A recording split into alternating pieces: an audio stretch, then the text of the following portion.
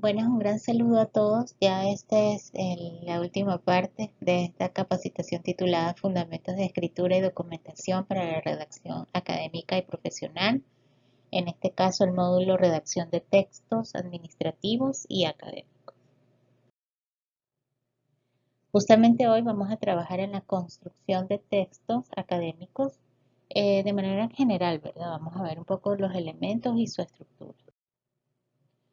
El primer documento que se elabora en el tema académico es el informe de investigación. Este documento recoge en síntesis un proceso desarrollado y los principales resultados obtenidos.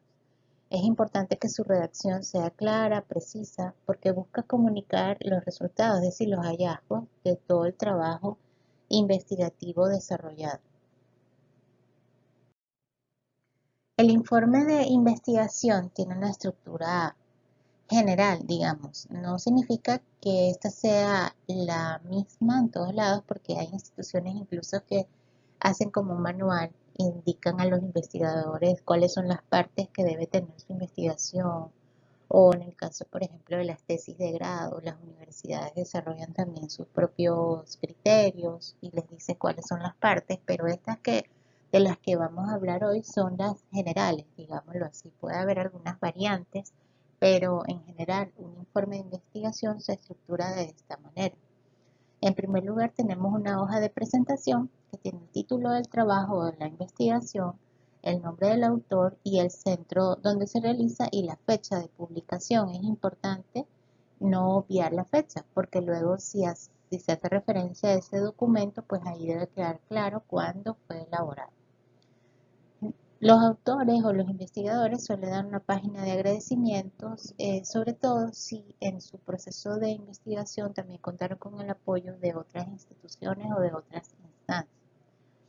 Luego hay un índice que es la guía, ¿verdad?, de los componentes de ese documento que sirve y orienta a los lectores para poder ubicar el contenido que hay en esa investigación.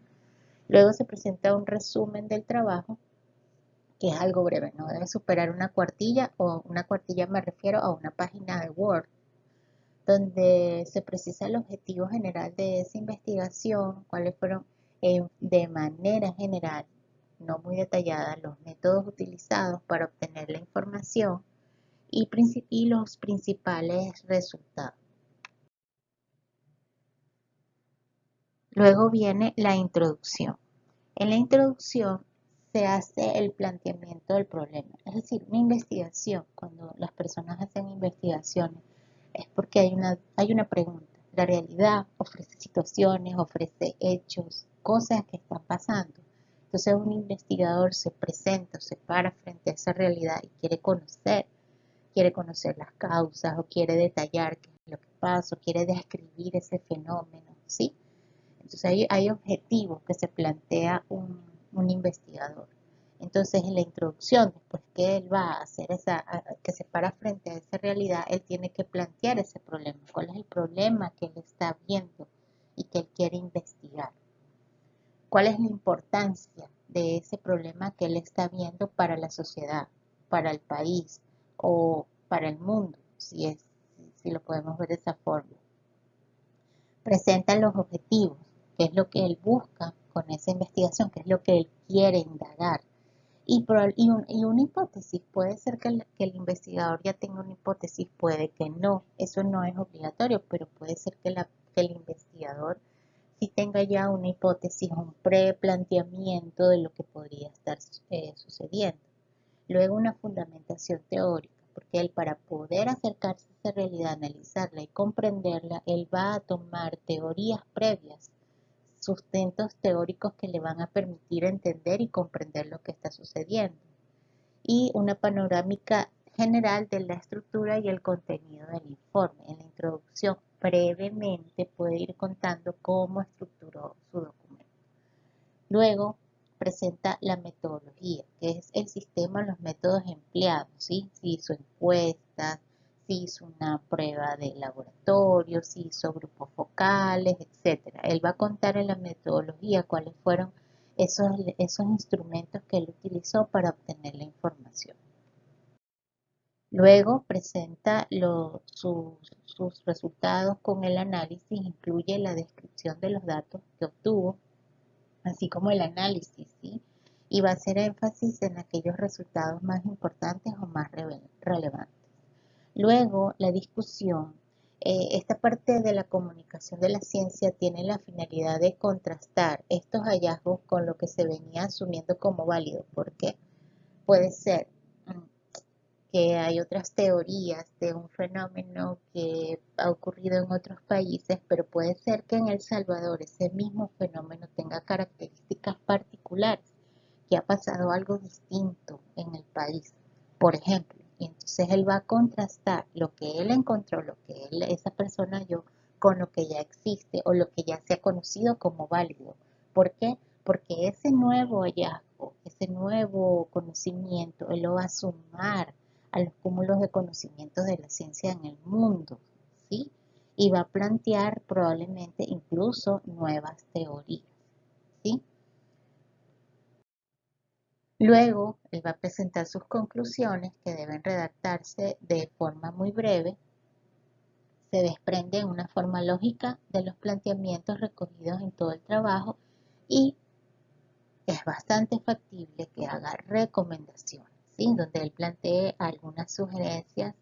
Si es un problema que existe en un ámbito específico, él puede como investigador o como persona especializada en el tema y a partir de lo que halló y lo que encontró, dar algunas de sus recomendaciones. Esto es muy valioso para la ciencia.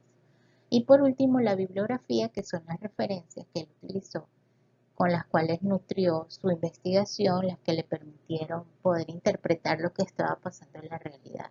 La bibliografía se presenta, hay diferentes sistemas de referencias, pero eso ya lo vimos en la primera parte de esta capacitación con nuestros compañeros del sistema bibliotecario. La comunicación de la ciencia es la distribución y divulgación del conocimiento para beneficio de todos, aunque sabemos que es difícil porque sentimos que la ciencia es extraña, es lejana, es complicada y tiene un carácter muy técnico. Sin embargo, se pueden buscar los mecanismos, los lenguajes y la forma más adecuada para transmitir este conocimiento a la sociedad. Una de las maneras de transmitir estos conocimientos es a través de las revistas académicas. Las primeras revistas académicas surgieron en 1600 porque en Europa había ya una intensa actividad científica. Em, los, los investigadores compartían los hallazgos, los avances, lo que ellos estaban descubriendo, en un principio con cartas. Ellos se compartían entre ellos cartas, incluso a veces tenían algunas como reuniones, ¿sí? Estos los llamaban los colegios invisibles. Eran grupos de investigadores que estaban interesados en la ciencia y compartían entre ellos sus hallazgos, los que ellos iban descubriendo. Posteriormente, estos colegios invisibles se transformaron en las sociedades científicas que organizaban reuniones para discutir estos hallazgos. Pero después, las universidades adoptaron el papel de estas sociedades científicas, ¿sí? Posteriormente, ya con el nacimiento de todas las universidades. Entonces, hacia 1665 nacieron principalmente en Francia las primeras revistas científicas y ya hacia 1700 había más de 30 revistas científicas que en aquella época se escribían en francés, en el caso de las que estaban en Francia, en inglés, en Inglaterra y en latín. El siglo XX fue muy importante para la evolución de estas revistas académicas porque las universidades tomaron el rol de financiarlas y de impulsarlas. Además, la Segunda Guerra Mundial generó un boom de conocimiento alrededor de la guerra. Hubo un montón de científicos que estuvieron trabajando. Tristemente, el objetivo o lo que motivaba esta investigación era la guerra. Sin embargo, a partir de estos hallazgos también surgieron un gran avance de la ciencia mundial. Entonces las universidades asumen a partir de esta época digamos, la bandera de las publicaciones académicas y tenían el dinero y los recursos para poder, eh, digamos, costear la publicación de una revista académica. En el caso de América Latina, por su parte, se tomó el camino, sí, las universidades tomaron este mismo camino, pero con un sentido más amplio, con la idea de que la ciencia tenía que ser compartida para toda la sociedad y es la gran promotora del tema del modelo de acceso abierto, es decir, que la ciencia, los conocimientos y los hallazgos estén disponibles para toda la población. Lamentablemente todavía esto no es un logro mundial. La ciencia y los conocimientos, los que están sobre todo en las revistas académicas más importantes, están prácticamente sellado, reservado para quien pueda pagar una suscripción en esa revista, para quien pueda tener en sus bibliotecas el acceso a dichas revistas. O sea, esto tiene un costo. Incluso hay investigadores que para poder publicar en dichas revistas tienen que pagar. Se ha hecho un gran negocio con el tema de la información. Eh, Justo ahorita con el tema de la pandemia, una gran discusión mundial porque los que lideran el tema del movimiento de acceso abierto pidieron a las universidades que tienen estas grandes revistas y a estas instituciones que tienen estas grandes importantes revistas liberaran, por favor, investigaciones sobre COVID, porque ya había investigaciones previas sobre virus similares, y había científicos que habían trabajado en este tema. Y cuando piden la liberación de esta información es justamente para que el mundo, los científicos del mundo pudieran trabajar en la vacuna, pudieran trabajar en una medicina para esta enfermedad. Entonces, al tener reservada y clasificada esta información y pagar por ella, se sentía como un nivel de egoísmo, ¿sí? Ahorita el mundo necesitaba la ciencia para poder combatir esta pandemia que era desconocida, es un virus totalmente desconocido y que tuvimos y que hemos tenido que enfrentar prácticamente a ciegas. Entonces se generó una interesante discusión y muchas de estas universidades y estos centros liberaron mucho contenido. Estuvo disponible y creo que está todavía disponible mucho contenido sobre investigaciones previas de virus similares para que los científicos pudieran tomar de allí esos hallazgos y poder generar lo que pues esperemos pronto sea una vacuna y las medicinas para poder eh, luchar contra esta enfermedad. Muy bien, entonces volvamos al tema de las revistas académicas. Las revistas académicas que en América Latina se promueve el acceso abierto, es decir, que cualquier persona, ellas están en repositorios, están en bases de datos de las universidades, etcétera, y cualquier persona puede tener acceso a ellas. Sin embargo, estas revistas tienen un formato, una manera específica de presentar la información. No es lo mismo publicar para una revista académica que publicar para una revista comercial. Son, digamos, estructuras diferentes de presentar el contenido. En el caso de las revistas académicas o científicas, las modalidades de artículos que se pueden presentar en ellas son los artículos originales. Por ejemplo, los artículos originales es una información que es una investigación que se realiza y luego se hace como una especie de publicación o de resumen de esa investigación y se publica por primera vez en una revista académica. Es decir, cuando hablamos de artículos originales, su nombre lo indica, no pudo haber sido publicado en otra parte, es una obra inédita y se le entrega, digamos, a esa revista a la que se quiere postular la, la exclusividad de ellos de poder hacer esta publicación.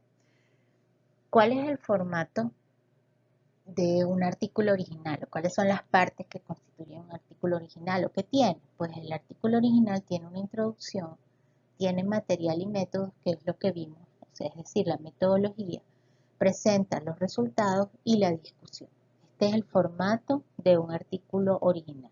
Bueno, y por supuesto se agrega la bibliografía al final.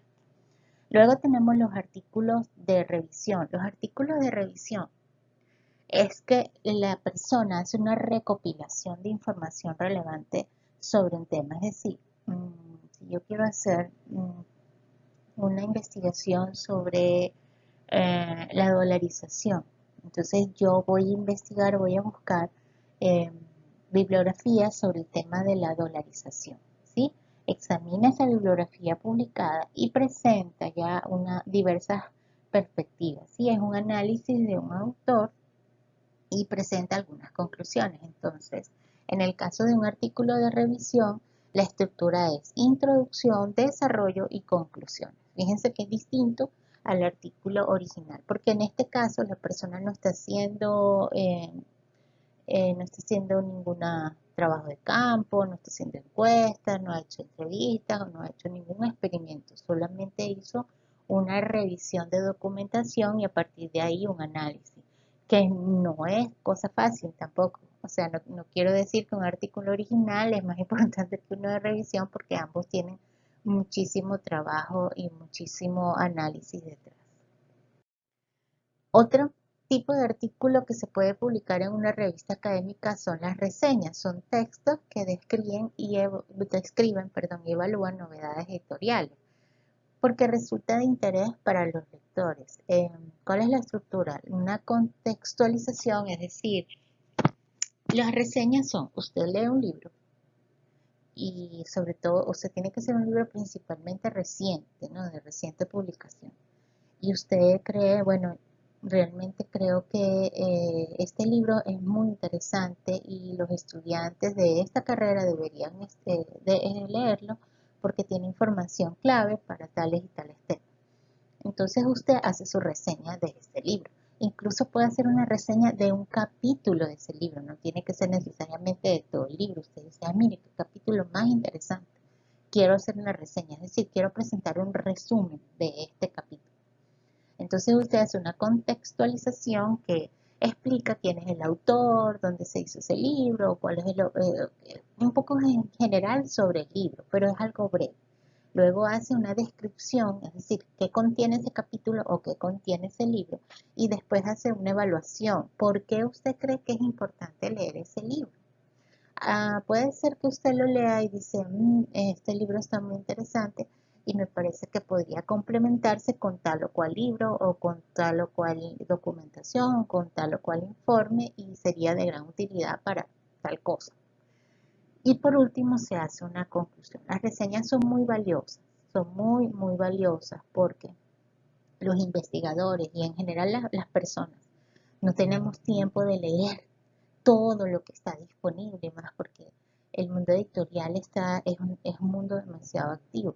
Entonces, si alguien me hace una reseña sobre un tema que a mí me interesa y yo me leo esa reseña, para mí es muy importante, para mí es muy valioso, porque esa persona ya hizo como, digamos, un resumen y extrajo lo principal de ese documento. Entonces, para mí sería de gran ayuda que lamentablemente tal vez no tengo el tiempo de leerme todo el libro, ¿ok? Entonces las reseñas a veces no son, las personas no sé si es por desconocimiento o no sé, no presentan tantas reseñas para publicar y realmente son aportes sumamente valiosos para cualquier revista académica. Y luego, bueno, tenemos los ensayos que su función principal es presentar un abordaje original sobre un tema, ¿sí? Es como una postura del investigador sobre un tema en específico y para eso se nutre de bibliografía, hace una investigación, una revisión documental y a partir de ahí plantea su ensayo. Otros textos que se admiten, por ejemplo, artículos de opinión, ponencias en congresos, entrevistas y el editorial, que puede hacerlo el director de la revista, el editor de la revista, o también se puede invitar a investigadores para que hagan el editorial sobre esa revista. Vamos a ver un poco el tema de los artículos originales. ¿Por qué los artículos originales? Porque digamos que como los artículos originales son las investigaciones como tal que se transforman en un artículo, en los indexadores o en las bases de datos solicitan un porcentaje específico de artículos originales para la revista de manera de darle más validez y más calidad, porque una revista que presenta artículos originales está presentando nuevos hallazgos, está dando mucho conocimiento al mundo de la ciencia. En el caso de los artículos originales, la introducción debe destacar la importancia del tema y plantea la pregunta o planteamiento del problema de investigación. En el tema de material y métodos presenta el diseño de la investigación y los instrumentos que se emplearon, de forma general cómo fue el proceso para recopilación de datos. Luego se dan a conocer los resultados, los principales hallazgos de la investigación y luego la interpretación de esos resultados. En el artículo de revisión, como habíamos dicho, se presentan los objetivos, qué se sabe del tema, por qué ocurre tal fenómeno, qué pasa si se relacionan variables. En la introducción, luego en el desarrollo, se presentan los elementos más importantes de la información revisada, una síntesis de los resultados y en las conclusiones, pues, como su nombre le indica, las conclusiones del autor y del investigador. En las reseñas, como les comentaba, se hace una contextualización, luego una descripción y evaluación del documento, del libro o del capítulo que se haga la reseña y después la postura o la visión del autor. ¿Usted recomendaría? Sí, recomiendo este texto o como les comentaba, recomendaría, pero sugiero complementar con tal y cual lectura o con tal o cual informe. En los ensayos, ¿cuál es el tema que se va a abordar el problema, ¿verdad? Que aborda, también se anticipan algunos conceptos que se tomarán en cuenta. El desarrollo es la parte medular del ensayo y puede dividirse en algunos apartados según lo que decida el autor. Se plantean relaciones de conceptos, se describen definiciones y por último se hace una conclusión que sintetiza todo el análisis realizado. Ahora bien, en forma, los artículos académicos tienen como una manera de presentarse, en manera general, en casi todas las revistas académicas, porque hay lineamientos que nosotros seguimos que son emanados por las bases de datos o los indexadores. Es decir, una revista es más prestigiosa si ha sido admitida en bases de datos internacionales de prestigio. Mientras usted esté en mayor cantidad de bases de datos reconocidas, su revista tiene mucho más prestigio.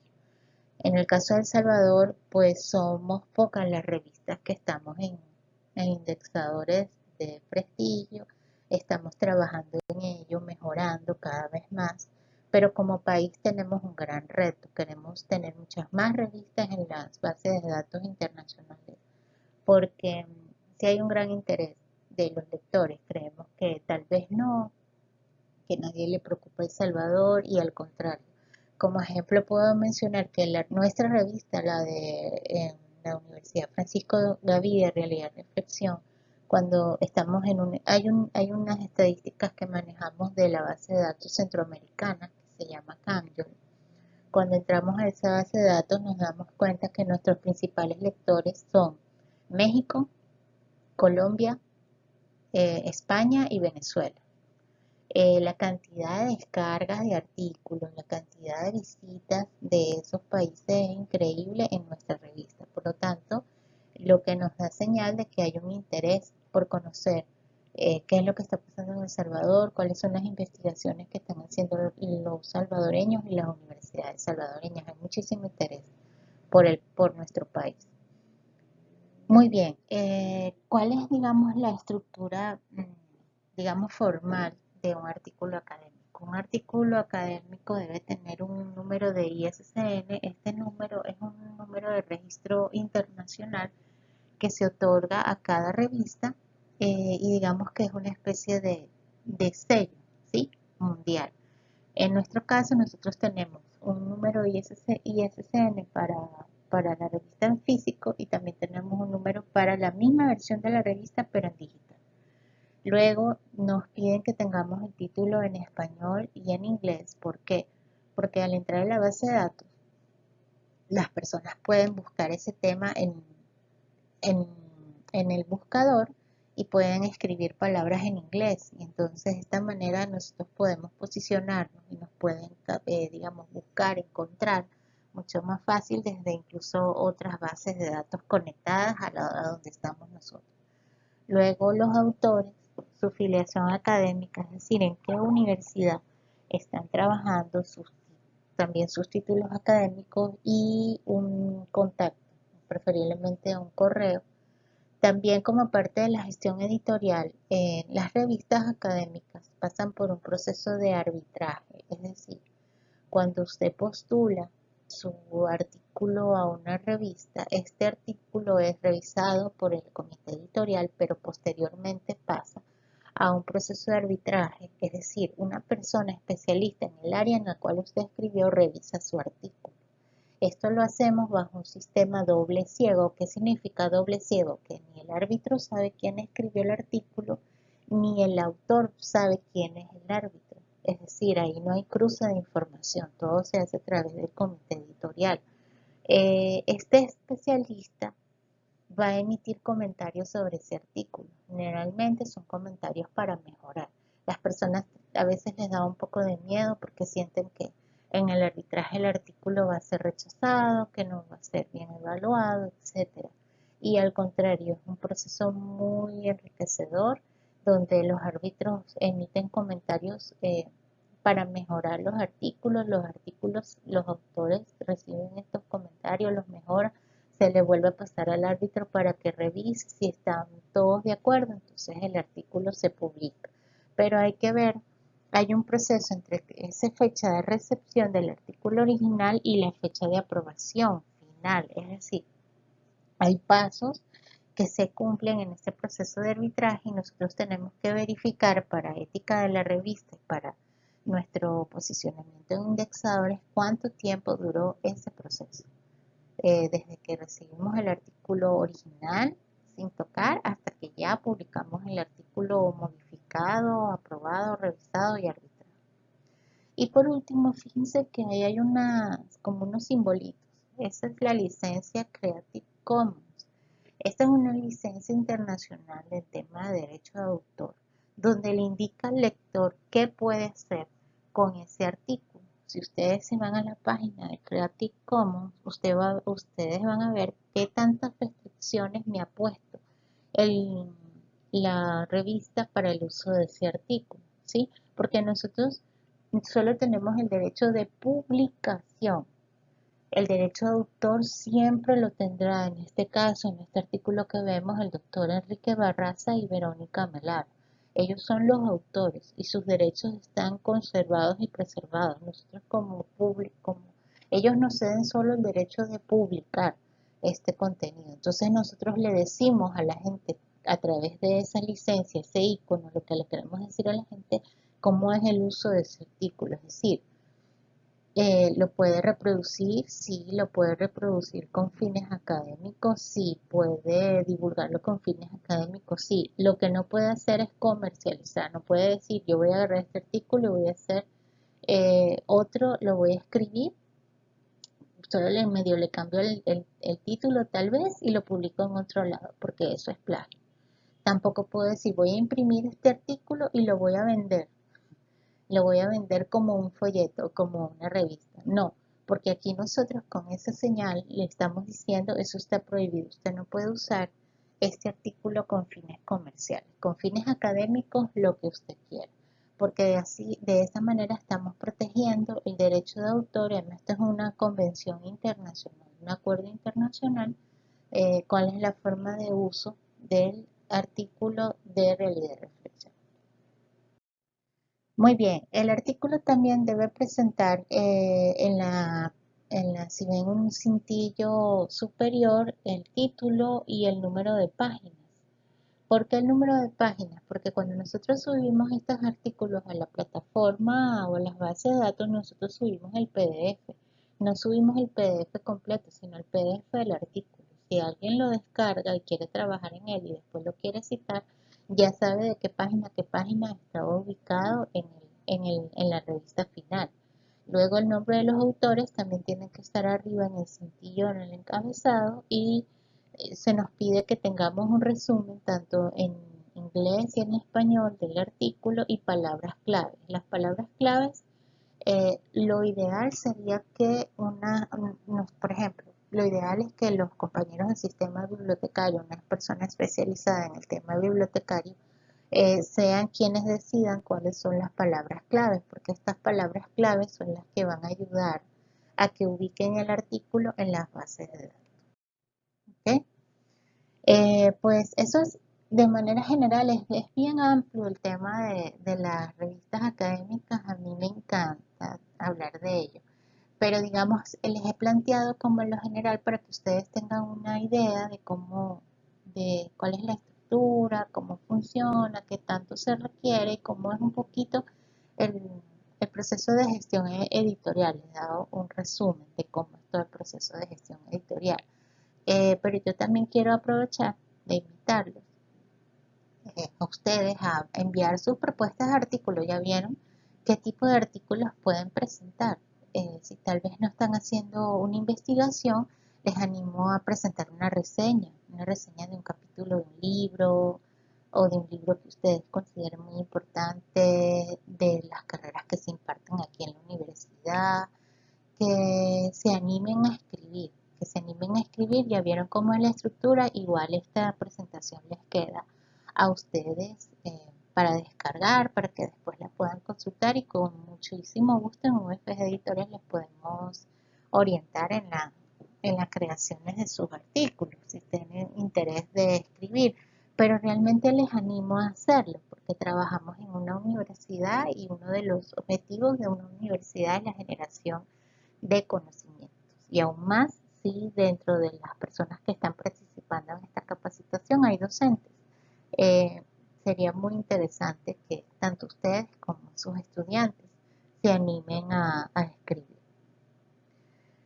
Pues bueno, ya casi para finalizar, en el caso de que ustedes quieran presentar cartas, por ejemplo, ya vamos al tema de la redacción, a veces tenemos dudas sabemos que tenemos un formato institucional de documentación institucional que nos han proporcionado los compañeros de la Dirección de Comunicaciones, pero a veces, ay, nos toca hacer una presentación para nuestros jefes, o nos toca hacer un informe, o nos toca eh, elaborar algún otro documento y a veces no tenemos como herramientas para hacerlo bonito, para hacer una presentación bonita. Aquí les dejo esta que se llama Canva, la pueden ubicar, canva.com. Es una maravillosa página web que está hecha para gente no diseñador. Yo la uso siempre, yo de diseño no sé nada. Ella ya tiene plantillas de cartas, tiene plantillas de informes, tiene plantillas de presentaciones. Busquen la versión gratuita, porque claro, hay unas que hay que pagar, pero las opciones gratuitas son espectaculares, tienen unos diseños increíbles. Ustedes abren en Canva su cuenta, como abrir una cuenta de Google, una cuenta de Facebook, y ahí pueden ustedes poco a poco comenzar a trabajar con esta plataforma y ustedes ahí les dan todas las opciones para que ustedes diagramen, diseñen, solo van montando como la información, los textos, las fotos que ustedes quieran y luego lo descargan en su computadora.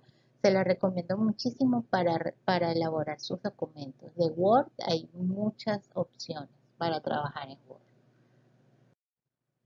Y bueno, para finalizar esta capacitación, hay una tarea final. No se preocupen, estas tareas lo que buscan es poner en práctica los conocimientos que hemos adquirido, reforzar los conocimientos que ustedes tienen ahí el material, lo repasan, vuelven a ver los videos, todo este contenido queda disponible para ustedes. Esta tarea de redacción es la tarea final, solamente para reforzar lo que hemos visto y para que puedan como poner en práctica estos conocimientos. En el tema de la redacción, ya como mi último mensaje, de esta capacitación, que esperamos haya sido de verdad de gran provecho para ustedes, esto que hemos preparado, este contenido. Si quisieran profundizar en más, pues estamos totalmente a la orden para seguir trabajando. En el tema de la redacción, mi consejo final es leer. Solo leyendo vamos a mejorar nuestra redacción. Ya les proporcioné recursos en internet que les van a ayudar, más todo este contenido. Ustedes pueden seguir formándose de manera autodidacta, pero la lectura es clave. Insisto, la lectura es clave. Lean, comiencen por los temas que más les apasionan, los temas que más les gusten. Busquen blogs, busquen páginas web reconocidas, lean, busquen libros. Aprovecho de decirles que ahí en la editorial tenemos ejemplares de nuestras publicaciones, con todo gusto pueden solicitar, ahí estamos nosotros con, con nuestros ejemplares. Tenemos también revistas académicas con un montón de temas interesantes y tenemos ejemplares disponibles. Ustedes pueden acercarse a UFG Editores y con gusto le podemos dar publicaciones, no hay ningún problema. Entonces ahí tienen material, tienen recursos, tienen, bueno, la biblioteca de la Universidad Francisco Gavidia tiene infinidad de recursos maravillosos. Está suscrita a bases de datos, hay librería, hay revistas, bueno, hay de todo, es un mundo, es un mundo. Entonces aprovechemos que tenemos ese recurso disponible para leer de los temas. Comencemos por lo que nos gusta. Si no tenemos el hábito de la lectura, comencemos por aquellos temas que a nosotros nos parecen, nos gustan, nos apasionan. Y ya poco a poco vamos a ir leyendo otro tipo de temas. La lectura nos va a permitir mejorar nuestra redacción. ¿Por qué? Porque vamos a aprender nuevas palabras, porque vamos a ver estilos de redacción, porque vamos a ver formas de escribir, y entonces eso va a nutrir muchísimo nuestro conocimiento. Les agradezco toda la paciencia, les pedimos disculpas si hubo fallas en esta capacitación. Quisimos hacer, no, de hecho hicimos un gran esfuerzo por diseñarla, crearla. Estamos abiertos a sus comentarios, evaluaciones para mejorar, siempre para mejorar y dar un mejor servicio en una próxima oportunidad. Les agradezco mucho su atención. Insisto que estoy a la orden en la coordinación de la editorial y como integrante y fundadora de la red de editoriales académicas científicas de El Salvador, de la que me siento sumamente orgullosa y honrada de pertenecer. Mi correo jlozano@ufg.edu.su. Que estén todos muy bien.